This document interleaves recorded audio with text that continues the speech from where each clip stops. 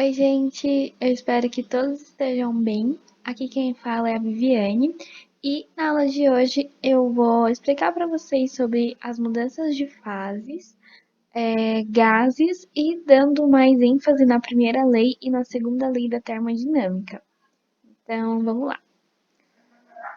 Bom, começando a falar sobre a mudança de fase, eu preciso falar para vocês sobre a diferença entre uma substância pura e uma mistura. Bom, a substância pura, ela é formada por uma substância e a temperatura de fusão, de ebulição e a densidade, elas são constantes, então elas não se alteram. E dentro da substância pura, a gente tem duas classificações. A gente pode classificar uma substância pura simples e uma substância pura composta. Bom, a substância simples, ela é formada por um ou mais átomos, só que de um mesmo elemento químico. Então, aqui, por exemplo, a gente tem o hélio, né? Que é o gás hélio. Ele é formado por uma bolinha só, essa bolinha vermelha. Aqui a gente tem o gás oxigênio, que é formado por duas moléculas de oxigênio. A molécula de oxigênio, ela está representada, né, por uma bolinha azul. Só que como o gás oxigênio ele é o O2, então a gente vai ter duas bolinhas azuis, formando o oxigênio. A mesma coisa para o ozônio, a gente tem três bolinhas, né, representando o ozônio. E a mesma coisa para o fósforo. A gente tem quatro moléculas de fósforo representando o fósforo.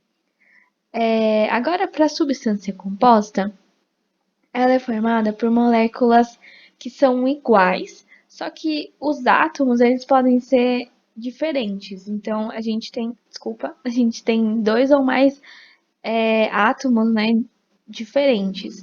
Então, aqui a gente tem, por exemplo, a amônia. A amônia ela é formada por uma molécula de nitrogênio e outras três moléculas de hidrogênio. Então, a gente tem um átomo de nitrogênio e outros três átomos de hidrogênio. E a gente forma essa molécula. E a mesma coisa para a água, para o gás carbônico ou para o gás clorídrico. Agora, uma das propriedades, né, da substância pura, a gente tem, né, que eu tinha falado para vocês, que a temperatura de fusão e a de ebulição, elas são constantes. Então, aqui eu tenho um gráfico com o tempo e a temperatura. E aí, como vocês podem observar, aqui está a mudança, né? Ele está na fase sólida, né? Aqui, no caso, é a água. Então, ele está o gelo. Aí, aqui a gente tem o gelo virando líquido. E essa barrinha vermelha, ela demonstra o processo de fusão. E como dá para ver, ela está constante. Então, no caso da água, né, é zero. Então, vai ser na temperatura constante. E aqui também é a mesma coisa. Aqui é 100 graus, né? Dá para ver que não se altera. Então, a temperatura aqui é 100 graus e aqui no final, né, também é 100 graus. Então, a gente pode concluir que isso aqui é constante. Então, a temperatura de ebulição e a temperatura de fusão, elas são constantes. Beleza. Agora a gente tem as fases da substância pura. A gente tem a fase sólida, a fase líquida e a fase gasosa. E eu trouxe essa imagem aqui para mostrar para vocês que, para vocês observarem o quão espaçadas estão as substâncias. Substâncias não, as moléculas. Então, aqui, as moléculas de água na fase sólida, elas estão muito juntinhas, se vocês perceberem. Então, elas estão bem compactas para formar realmente o sólido, que no caso aqui é o gelo. Agora, para a fase líquida, a gente tem é, uma certa movimentação, né, das moléculas, elas têm um certo espaço para se movimentar, não é muito espaço, mas elas não estão tão condensadas como no sólido. E aqui no gás, ou no vapor de água, se vocês perceberem, o vapor de água, ele se espalha fácil. Então, por exemplo, quando tem uma água fervendo, se você perceber o vapor, né, da água, o vapor da água ele se espalha bem rápido. Então, aqui dá pra gente notar que na fase gasosa, as moléculas de água elas estão bem espaçadas. E aqui também no gráfico a gente consegue ver, né? O gelo, ele tá bem compacto, né? Quando tá na fase sólida, tá bem compactozinho, né? E aí no líquido, ele tem tem um certo movimento e na parte do vapor eles estão bem separados. Agora a mistura, ela é formada por duas ou mais substâncias. E a densidade ou a temperatura de fusão e de ebulição, elas não são mais constantes, elas são variáveis. Então aqui eu trouxe o exemplo de duas misturas, a água e o óleo, que dá para ver nitidamente que é uma mistura, né? Porque são duas substâncias que elas não se misturam, e a água mais o sal, que assim, a olho nu é um pouco difícil de enxergar realmente o sal dentro da água, né? Mas é uma mistura também. Aqui a gente tem alguns gráficos, né, dessa mistura, que foi o que eu falei para vocês, né, que a temperatura de fusão e de ebulição, elas são variáveis. Então, aqui, por exemplo, a gente tem um gráfico em que mostra que a temperatura de fusão, ela é variável e a temperatura de ebulição, ela é constante. Então, a temperatura de fusão, se a gente observar, ela está acontecendo aqui no início numa temperatura. E aí, conforme o tempo vai passando, né, chegando no final, né, da fusão, ela está numa temperatura mais elevada. Então, isso mostra a variação de temperatura. E isso acontece nos outros gráficos também, a mesma coisa. Aqui, nesse caso, a temperatura de fusão, ela é constante, só que a de ebulição, ela é variável. E nesse caso aqui, as duas temperaturas elas são variáveis, então dá para ver também que nesse comecinho tá numa temperatura e aqui a temperatura tá mais elevada, né? A temperatura é esse eixo Y aqui, né? E aqui a temperatura também de ebulição tá numa temperatura e aí ele vai para outra temperatura no final do processo de ebulição. Bom, agora eu vou falar para vocês sobre o diagrama de fases. Bom, basicamente, né, o diagrama de fases ele é bem famosinho assim, e ele é um gráfico em que a gente tem a pressão versus a temperatura, e ele mostra as três curvas dos três estados físicos de uma substância. Então, o estado sólido, o estado líquido e o estado gasoso, né, ou o estado de vapor. E aí a gente tem algumas partes interessantes dentro do diagrama de fases, que é o ponto triplo e o ponto crítico. Bom, o ponto triplo é um ponto em que os três estados físicos dessa substância que a gente está analisando, eles estão em equilíbrio. Então, basicamente, eles estão existindo ao mesmo tempo. Então, uma substância, né, nesse ponto triplo exatamente, ela consegue ser sólida, líquida e vapor ao mesmo tempo, mas somente no ponto triplo. Agora, o ponto crítico, ele é um ponto em que a gente não consegue mais ver diferença, né, entre o estado líquido e o estado de vapor. Aqui eu trouxe um exemplo para vocês conseguirem interpretar esse diagrama de fases. Então, aqui eu coloquei que, por exemplo, quando a gente aumenta a pressão e mantém a temperatura constante da água no estado sólido, ou né, o gelo, após esse processo ela vai estar líquida. Então, eu vou desenhar aqui para vocês entenderem.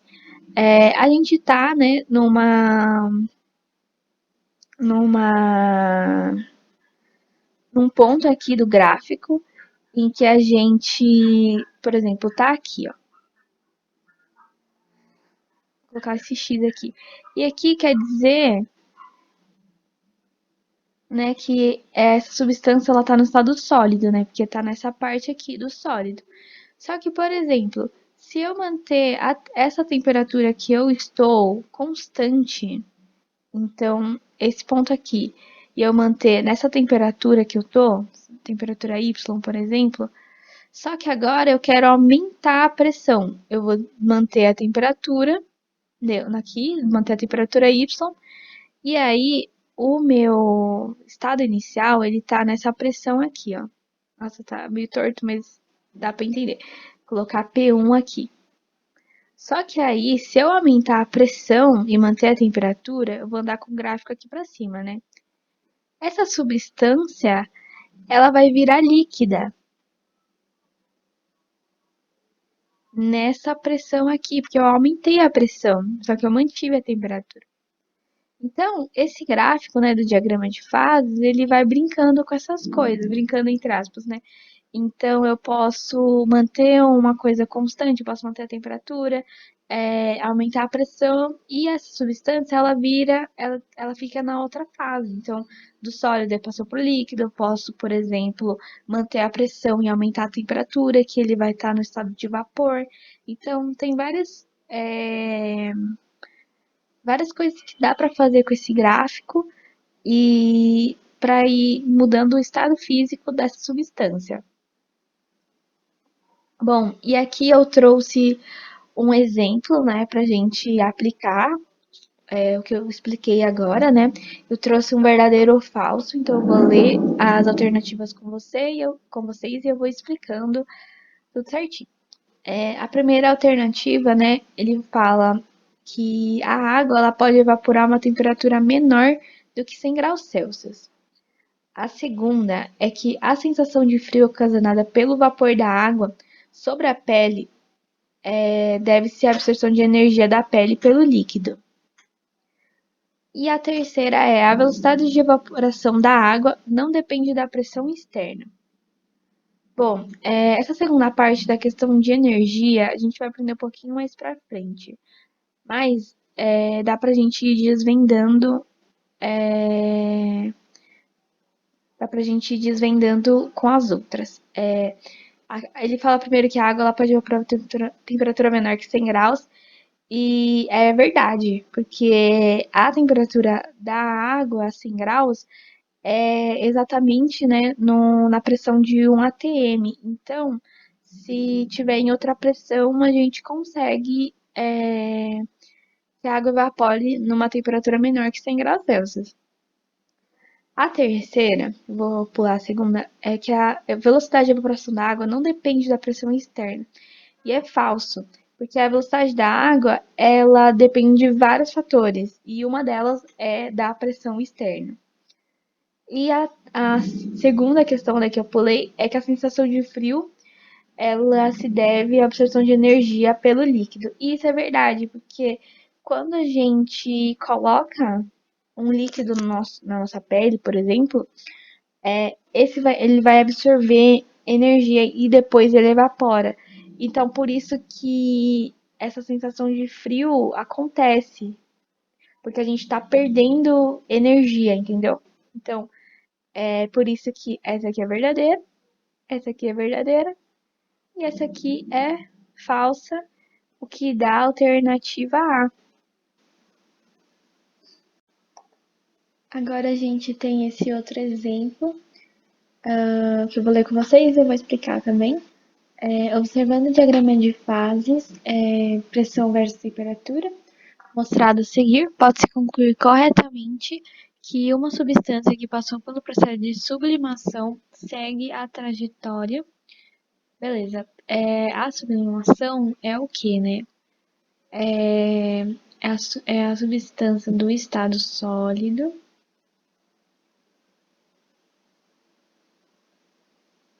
para o estado gasoso.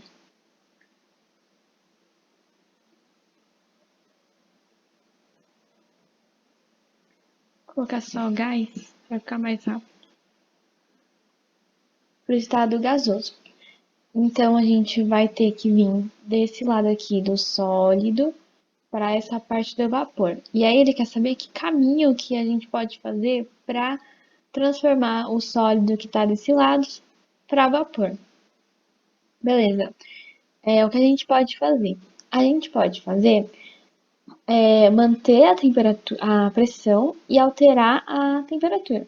Porque, por exemplo, se eu estiver nesse ponto aqui, ó, eu estou no estado sólido ainda. E aí, para transformar em vapor, eu posso seguir essa seta aqui, ó, que é dessa aqui, dessa parte do Y, né?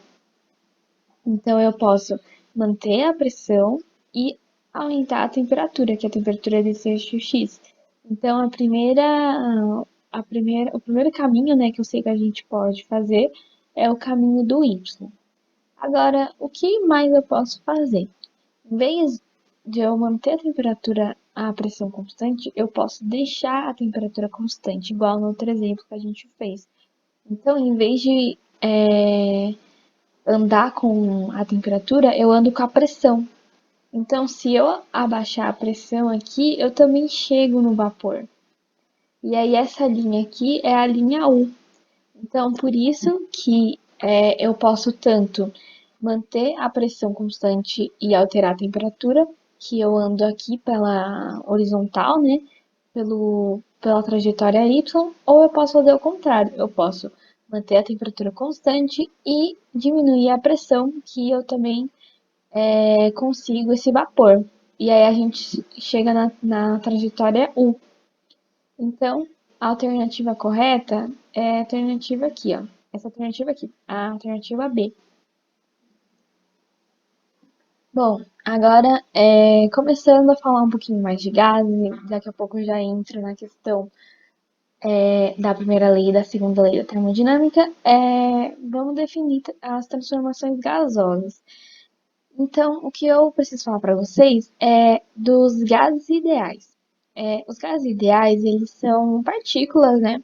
E as colisões, elas são elásticas e a gente não tem reação química. Essas transformações gasosas, elas podem ser de três formas, né? Eu posso variar a pressão, a temperatura ou o volume.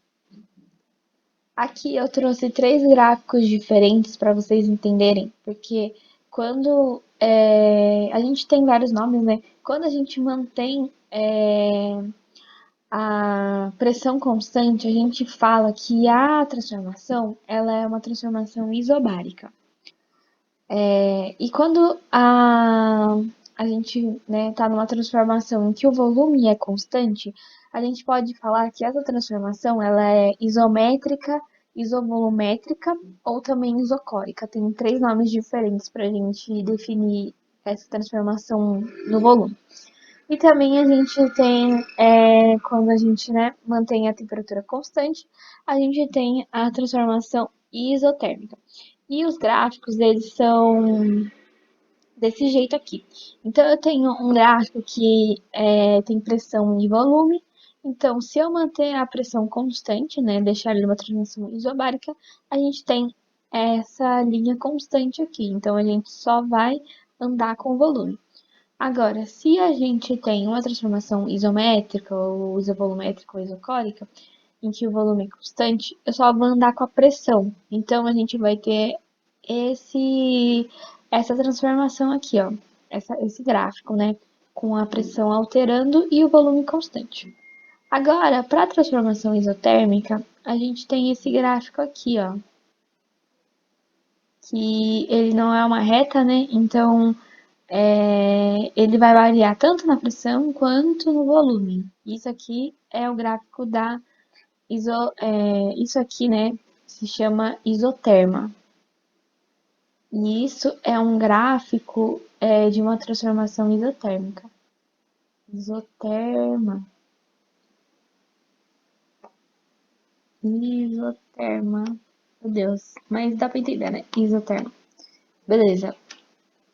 Agora, a gente pode entrar na equação geral dos gases. Bom, a partir, né, de todos os estudos, né, depois do que eu tinha falado no slide anterior, né, das transformações que a gente pode, né, transformar tanto na pressão, ter variação no volume e também na temperatura, aí surgiu essa equação geral dos gases. Bom, basicamente é o que, né? Inicialmente, né, a gente tem esse estado 1 aqui. em que a gente tem esse recipiente, né, fechado, e a gente tem, ele tá numa certa pressão, num certo volume e numa certa temperatura 1. E é o que acontece? Eu vou aplicar uma força que vai descer essa tampa aqui, né, que tá tampando esse recipiente. E aí eu vou ter que nesse estado 2, ele vai estar numa pressão 2, no volume 2 e nessa temperatura 2, depois que eu apliquei essa força. E aí eu posso relacionar essa transformação que eu fiz do estado 1 para um estado 2 a partir da equação geral dos gases. Então, é P1V1 sobre T1 é igual a P2V2 sobre T2. E aí, a pressão nela em atm, o volume em litro e a temperatura ela em Kelvin. E aí eu trouxe um exercício para vocês entenderem a aplicação dessa equação geral dos gases. Bom, primeiro ele fala, né, que um volume de 10 litros de gás perfeito, ele teve sua pressão aumentada de 1 para 2 atm e sua temperatura aumentada de menos 73 graus Celsius para mais 127 graus Celsius. O volume final em litros alcançados pelo gás foi de... Bom, primeiro, né, o que eu tenho de informação? Eu tenho pressão, eu tenho as duas pressões, né, pressão 1 e pressão 2. Eu tenho um volume, que nesse caso é um volume inicial, porque o que ele quer saber é o volume final, que é o que eu não tenho. E eu também tenho as temperaturas. Eu tenho uma temperatura e aqui eu tenho outra, a T1 e a T2. Então, né, voltando aqui na equação, eu tenho P1, eu tenho V1, eu tenho T1. Eu tenho P2, tenho T2, mas eu não tenho V2, que é o que eu quero saber. E o que eu vou fazer? Eu vou isolar o V2 da equação, colocar todas as informações que eu tenho, e aí eu encontro o valor de V2, que é o volume final. Beleza. A primeira coisa que eu preciso ver também, a segunda coisa que eu preciso ver também, é sobre as unidades. Então, como eu falei para vocês, a pressão em atm, o volume em litro, só que a temperatura, ela não está em Kelvin, ela está em Celsius. O que a gente vai fazer? A gente converte. Então, a temperatura ela tá de menos 73 graus Celsius, convertendo para Kelvin, eu tenho 200 Kelvin de temperatura inicial. A temperatura final ela é de 127 graus, só que em Kelvin é 400, e os outros valores eles não se alteram, que eles já estão certinhos. Então, o que eu vou fazer é só colocar na equação geral dos gases. A pressão 1 eu sei que é 1 atm, o volume 1 ele é de 10 litros, ele também me fala. A temperatura 1 é a temperatura inicial, que é de 200 Kelvin. A pressão 2 é 2 atm, o volume 2 eu não sei, é o que eu quero descobrir, e o T2 ele é 400 Kelvin. Vou fazer uma multiplicação aqui em cruz. Vou multiplicar o 400 vezes o 10, que vai dar esse 4.000 aqui, e o 200 vezes 2, que vai dar esse 400. Vou isolar o V2, então vou passar o 400 dividindo, corta esse zero com esse zero com esse zero, 40 dividido por 4 vai dar 10 litros, que dá a nossa alternativa E. Então, basicamente, né, o que acontece, né, ele está falando de um mesmo gás. Então, o que ele quer saber é que o que aconteceu, né, qual que é o volume final, né, depois que esse gás passou por essa transformação, né, que ele diz, né, me dá todas as informações de antes, né, e ele quer saber o que aconteceu depois. E aí eu encontrei o volume que era o que ele queria, o volume alcançado pelo gás, né, no final desse processo, que é de 10 litros. Agora eu trouxe outro exemplo que agora entra naquela parte gráfica, né, que eu tinha mostrado para vocês, a isoterma, a parte do gráfico da temperatura constante, do volume constante e da temperatura constante. Beleza. Uma massa fixa de gás perfeito passa pelo ciclo ABCD, como desenhado, dentro de um pistão que é um cilindro com êmbolo, né, que é como se fosse uma seringa, mais ou menos, e a temperatura A é de 500 Kelvin. Beleza, ele está pedindo para eu identificar o nome das transformações gasosas respectivamente.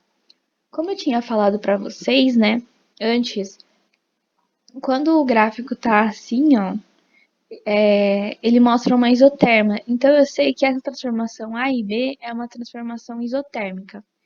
Então eu vou escrever aqui. A e B é isotérmica. Isotérmica. Nossa, eu acho que dá para entender. E aí, o C para D eu sei que também é isotérmica, porque também faz essa mesma curvinha e essa aqui é uma isotérmica. Bom, como eu tinha falado para vocês, aqui, se vocês perceberem, vou analisar A e D primeiro. Eu estou num volume constante e eu estou variando somente a pressão. Então, eu sei que se está com um volume constante, é uma transformação isométrica, né? Isovolumétrica ou isocórica. E no caso aqui ele diz isocórica, né? Então, eu vou escrever isocórica.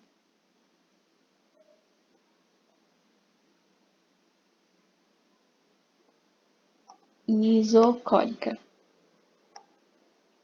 Beleza. E a transformação B e D acontece a mesma coisa. Eu estou mudando a pressão, só que eu estou estou mudando a pressão em um volume constante. Então eu sei também que a transformação B para C, ela também é isocórica. Aqui no exercício ele pergunta D e A, mas é a mesma coisa que A para D, tá, gente? Então eu sei que A e B é isotérmica, B e C ela é isocórica, C e D, que é a mesma, C e D que é isotérmica, e A e D, que é, ou D e A, é isocórica. Então, a gente chega na nossa alternativa A. Agora eu vou explicar para vocês a equação de Clapeyron, que é basicamente uma equação, né, em que envolve a pressão, o volume, o número de mols, né, uma constante universal dos gases e a temperatura. Bom, com essa equação eu consigo descobrir vários desses elementos, né, que eu citei. Então, a pressão, ela no sistema internacional, ela vai estar em atm, o volume em litros, o número de mols, né, em mols mesmo, e a temperatura é em Kelvin, e essa constante universal dos gases, ela é um valor, né, que a gente vai trabalhar com ele fixo. Então, já vai ter esse valor, é um valor que a gente já tem. E aí a gente tem, né, alguns valores que mudam conforme a unidade. Mas o mais trabalhado, né, é esse 0,082, que é que está em atm vezes litro vezes mol vezes o Kelvin. ATM vezes litro sobre mol vezes o Kelvin, que é o que é mais trabalhado em vestibulares, que é esse valor para a constante universal dos gases. Eu trouxe um exemplo aqui para vocês entenderem a aplicação dessa fórmula, né, essa equação de Clapeyron. Então, ele diz que a 25 graus Celsius em um ATM dissolve-se 0,7 litros de gás carbônico em 1 litro de água destilada. Essa quantidade de CO2 corresponde a. Então, ele me dá, né, a constante dos gases, né? 0,082, ele me dá a unidade também, né? Para eu lembrar da unidade. E as massas dos elementos, né? Bom, e para começar, o que, que o exercício ele quer, né? Ele quer saber a quantidade de CO2 que corresponde em massa, né, que ele me dá as alternativas em massa, que eu tenho nesse sistema.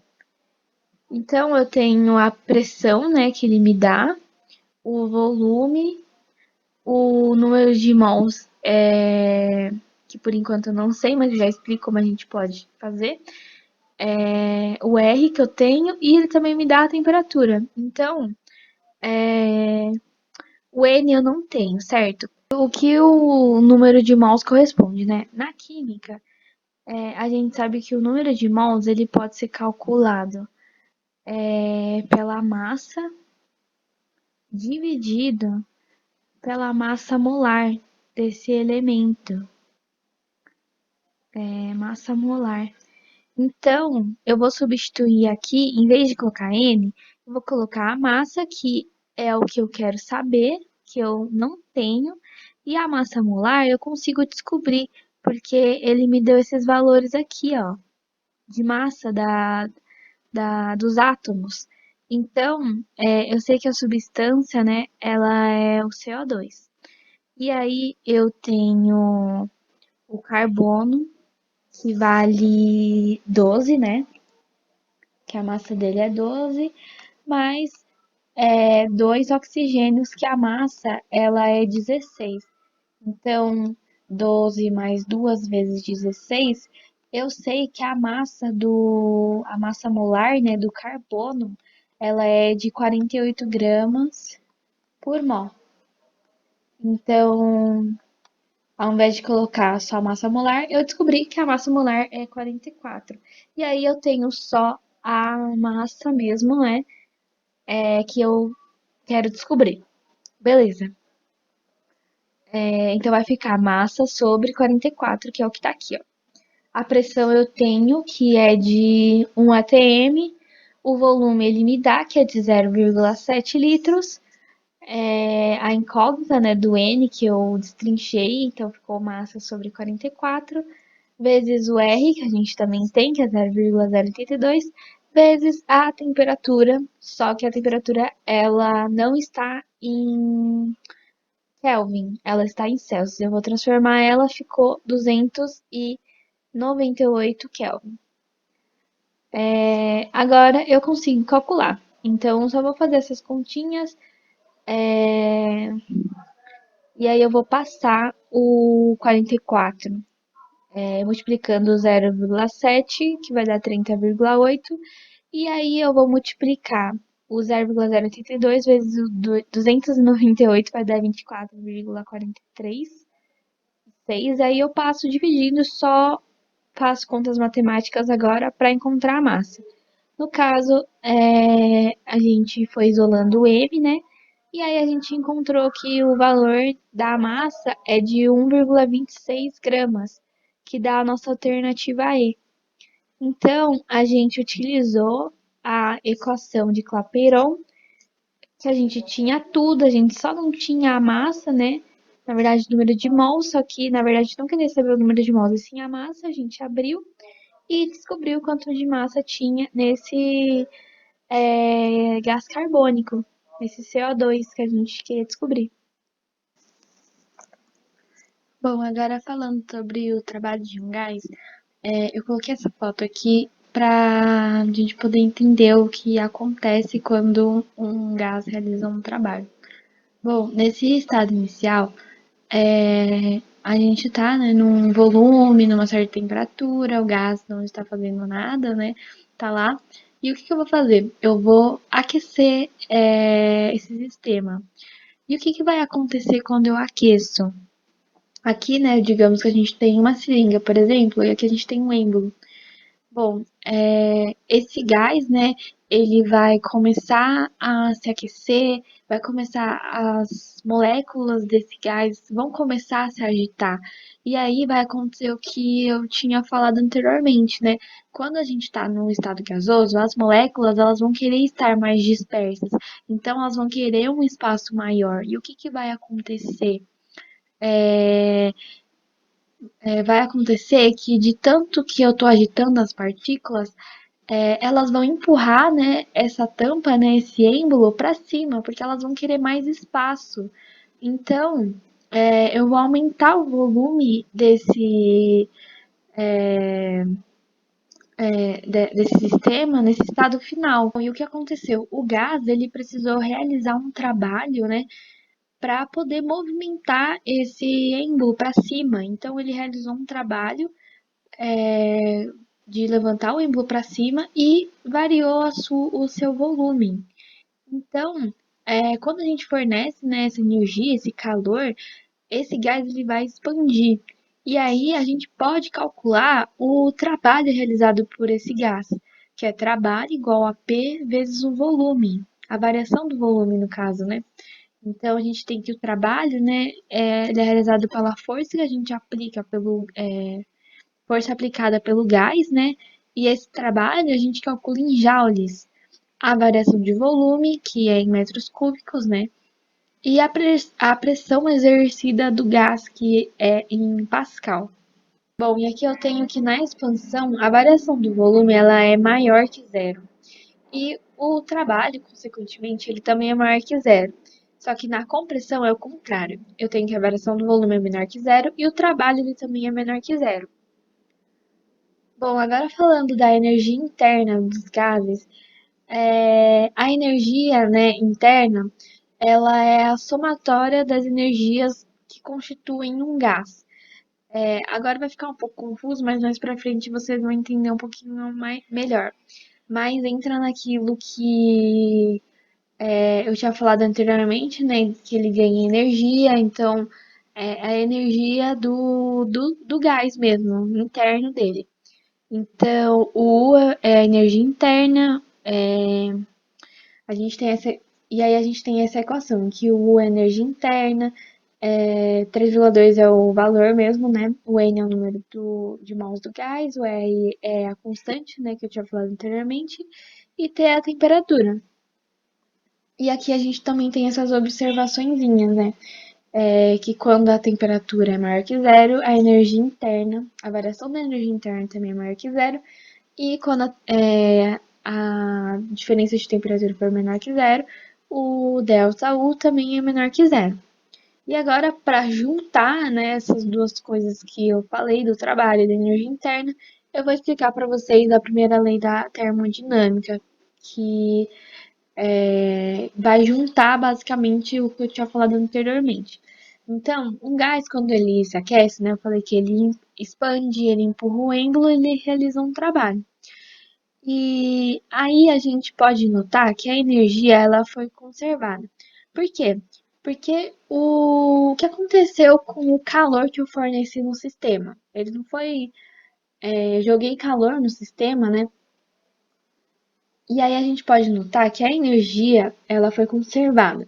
Porque o fornecimento do calor, né, que eu dei no sistema, ele foi transformado em trabalho. Então, essa energia ela foi conservada, só que ela foi transformada em outro tipo de energia. Então, a energia, né, que é o calor, energia térmica, eu transformei ela em trabalho para poder empurrar o êmbolo. Aí, o que diz a primeira lei da termodinâmica, né? Aqui eu coloquei esse sistema aqui, né? Então, eu joguei calor, né? O calor, né, que eu forneci para o sistema, ele realiza um trabalho e tem uma variação de energia dentro do sistema. Então, eu precisei colocar calor dentro desse sistema para ele aumentar a variação, né, aumentar a energia interna, né, variar a energia interna para poder realizar um trabalho, que é o que acontece aqui nessa equação. Então, eu tenho o calor, que está representado por esse Q, que é a quantidade de calor, o tal, que é o trabalho, e o ΔU, que é a variação da energia interna. Então, essa aqui é a equação da primeira lei da termodinâmica, que é igual a T, ou tal, que é o trabalho, mais o ΔU. Então, só resumindo, o que, que eu precisei para obedecer à primeira lei da termodinâmica? Eu forneci calor, esse calor ele realizou um trabalho e variou a energia, que variou a energia do meu sistema. Então, dentro disso, eu posso dizer que o calor, a energia interna, eles podem ser positivos, negativos ou zero. Então, aqui, quando o calor ele é maior que zero, o sistema ele recebe calor. O ΔU aumenta e o trabalho ele é maior que zero, porque ele está se expandindo. E aí, aqui eu tenho onde eu tô retirando calor, é diferente, né? Em vez de dar calor, eu tô retirando calor do sistema. Então, Q é menor que zero se o sistema cede calor. O ΔU, que é a energia interna do sistema, ele vai diminuir e o trabalho, né, não vai ser um trabalho de expansão, é um trabalho menor que zero que vai ser de compressão. E agora, né, sendo igual a zero, eu sei que vai ser Q igual a zero é uma transformação adiabática, o ΔU igual a zero, que U vai ser uma constante, então vai ser também isotérmico, e o tal igual a zero, que é isocórica. Agora eu trouxe um exemplo para explicar essa parte também da primeira lei. Então, um gás ele é submetido a um processo sobre pressão constante de 400 newton por metro quadrado e ele sofre uma redução do seu volume em 0,25 metros cúbicos. Ele pede para assinalar o que for falso e ele me dá, né, algumas dessas afirmativas. Né? Então, a alternativa A, ele fala que a quantidade de trabalho realizada sobre o gás foi de menos 100 joule. Beleza. Como que a gente calcula o trabalho, né? O trabalho, a gente pode usar aquela fórmula de trabalho que eu tinha mostrado anteriormente, que é trabalho igual a P sobre a variação do volume. Então, o trabalho a gente não tem, que é o que a gente quer saber. O P eu sei que é 400. E o ΔV, ele fala que ele sofreu uma redução no seu volume. Então, o ΔV, ele vai ser negativo. Então, vai ser menos 0,25. Então, é 400 vezes menos 0,25, que vai dar menos 100 joules. E isso é verdadeiro. Agora, vamos para a alternativa B. A variação da energia interna é de menos 150 joules. Eu posso utilizar a equação, né, da energia interna que eu tinha passado anteriormente também. Então, é ΔU igual a 3 sobre 2 nRT. 3 sobre 2, né, vezes o P vezes V. Por quê? A gente viu, né, que PV é igual a nRT, certo? Deixa eu colocar aqui. P vezes o V, que é da equação de Clapeyron, que a gente viu anteriormente. PV igual a nRT. Só que nessa equação eu tenho o nRT, né? E aí eu posso dizer que o PV ele é igual ao nRT. Então eu posso, em vez de colocar o nRT, eu posso colocar o PV. E aí eu tenho essas informações. Eu tenho a informação da pressão, que ela é de 400, né? E a variação de volume, que é menos 0,25. E eu realizo essa conta normalmente, né? E eu descubro que o ΔU ele é menos 150 joules. E que também é verdadeira essa resposta. Agora a gente vai para C. O gás ele recebe 250 joules de calor. Bom, a gente usa a primeira lei da termodinâmica, que é uma equação que envolve calor, né? Então, ΔU igual a calor menos o trabalho. O trabalho e o ΔU eu já calculei nas outras alternativas. Então, o ΔU eu sei que é menos 150 joules, igual ao calor, que é o que eu não sei, menos o trabalho, que é menos 100 joules. E aí eu descubro que o calor, ele é de menos 250 joules. Esse menos quer dizer que ele cede calor, ele está perdendo calor, ele não está ganhando. Então, a alternativa C, eu sei que ela é errada, porque ela fala que o gás, ele recebe calor. E isso é mentira, porque ele cede calor, que é o que está escrito na alternativa D. Então, ele está falando que o gás, ele cede 250 joules de calor. E isso é verdade, porque a gente calculou aqui na outra alternativa, né? Na alternativa C.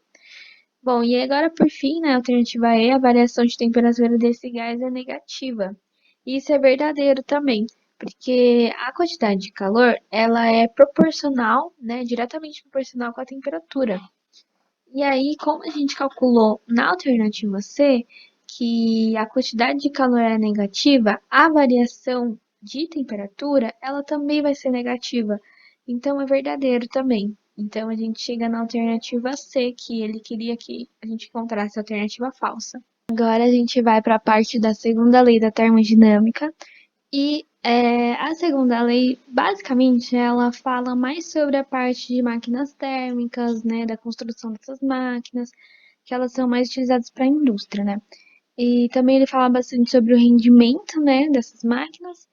E para a gente poder, né, trabalhar com a segunda lei, antigamente, né, tiveram dois enunciados, né, que a gente chama, que ilustram, né, essa segunda lei. O primeiro enunciado é o de Clausius, em que ele diz que não é possível a construção de um dispositivo que transfira calor sem gastar energia, ou seja, retirar calor de um corpo mais frio para um corpo mais quente. E Kelvin Planck ele fala que não é possível construir um motor térmico que trabalhe com rendimento de 100%. Então, o que eles estão falando? Esses enunciados, eles meio que se complementam, né, para definir a segunda lei da termodinâmica. Então, o que o primeiro enunciado diz é que eu não consigo transferir calor sem eu ter gasto de energia. Então, é a mesma coisa, né, que eu tentar tirar calor de um corpo mais frio para um corpo mais quente. Então, eu não consigo gastar energia, eu não consigo não gastar energia para fazer isso. E aí o outro diz que um motor ele não trabalha, que não, né, um motor ele não consegue trabalhar com 100% da sua eficiência, né, do seu rendimento. Por quê? Porque tem esse gasto, né, de energia. Então, esse motor ele vai perder calor, vai perder energia. Então, não dá para a gente considerar que é um rendimento de 100%. Não tem uma máquina perfeita, digamos assim. E aqui eu trouxe essa foto para vocês entenderem que a gente tem aqui esse sistema, né? A gente tem uma fonte quente que ela tá liberando calor, né, para essa máquina, tá liberando esse Q1. Tem esse trabalho, né, que está sendo realizado pela máquina e sai, né, esse Q2, essa energia que é uma temperatura mais fria. Então eu precisei, né, desse gasto de energia, né, de uma temperatura 1 para uma temperatura 2, uma fonte quente para uma fonte fria, para eu poder realizar esse trabalho. Eu trouxe esse exercício para a gente exemplificar, para entender como é que funciona essa parte de máquinas térmicas. Então, um motor ele poderá realizar trabalho se receber uma quantidade de energia de outro sistema, no caso, a energia armazenada no combustível em parte liberada durante a combustão para que o aparelho possa funcionar. Quando o motor funciona, parte da energia convertida ou transformada na combustão não pode ser utilizado para a realização de trabalho. Isso significa dizer que há vazamento de energia da energia em outra forma. E aí esse é um textinho, né? E aí tá falando que, de acordo com o texto, as transformações de energias que ocorrem durante o funcionamento do motor são decorrentes a. Aí me dá algumas informações e eu vou analisar. Bom, o que que esse texto ele tá falando, né? Ele tá falando, né, que o motor ele só realiza trabalho se receber uma quantidade de energia de outro sistema. E aí essa energia que está armazenada, ela é uma parte, né, liberada para combustão, para o aparelho funcionar. E parte dessa energia, né, ela é transformada na combustão, que não pode ser utilizada para realização de trabalho. E isso foi o que eu tinha falado antes, né? Que quando a gente tenta dar energia para um sistema, né, para o motor funcionar, por exemplo, parte dessa energia ela é utilizada realmente para o sistema funcionar. Só que a outra parte, ela nesse caso, né, ela é transformada em combustão. Então, e a gente não consegue realizar trabalho. Então, é o que diz a segunda lei da termodinâmica, que a gente não consegue uma máquina térmica em que o rendimento ela é 100%, porque a gente não tem uma transformação total, né, desse calor em trabalho. E aí é o que diz aqui, ó. Então, a primeira alternativa que fala que a liberação de calor dentro do motor ser impossível. É, A outra fala da realização de trabalho pelo motor ser incontrolável. A outra, é conversão integral de calor em trabalho ser impossível. Transformação de energia térmica em cinética ser impossível. E utilização de energia potenciada de combustível ser incontrolável. Então, a única alternativa aqui faz jus, né, ao que a gente aprendeu e realmente faz mais sentido é a alternativa C. Realmente, faz mais sentido com máquina térmica e tudo mais, é a alternativa C. Bom, gente, a gente chegou no final da nossa aula. Eu espero que vocês tenham entendido, tenham gostado da aula. E se vocês tiverem alguma dúvida, vocês podem me chamar ou chamar alguém da física que a gente vai ajudar vocês. E é isso, tá, gente? Bons estudos e até mais.